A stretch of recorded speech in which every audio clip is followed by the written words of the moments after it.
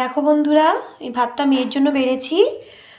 আর এই রাতের ডিনারে আজকে আমি ডিম, আলু আর পটল দিয়ে ডিমের ঝোল বানিয়েছি।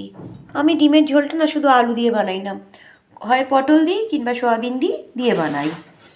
3টে ডিম বানিয়েছি কারণ আজকে ওদের বাবার একটা বিয়েবাড়ির নেমন্তন্ন আছে। সকালে ঠিকঠাক খাওয়া হয়নি, তাই ছেলে মেয়ে দুজনেই বললো মা আজকে ভাত আর ডিমের ঝোল করো। তাই ভাত আর ডিমের ঝোল করলাম। এই হলো আমার রাতের ডিনার। তোমাদের কেমন লাগলো একটু কমেন্টে জানিও। মেয়ে খেতে বসবে বলে ওর খুব খিদে পেয়ে গেছে, রাত্রিরও হয়ে গেছে, সকালে আবার পড়া আছে, সেই জন্য এইটুকুই মানে তাড়াতাড়ি করে ফেললাম, ও খেয়ে নেবে এক্ষুনি।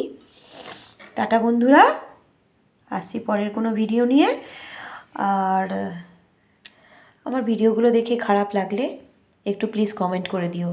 খারাপ হয়তো লাগে, ঠিক কথাই জানি, বলছো, কিন্তু পিছনে প্লিজ বলো না, যা বলো সামনে বলো। কমেন্ট করলে আমি বেশি খুশি হব। টাটা, গুড নাইট, সকলে ভালো থাকো।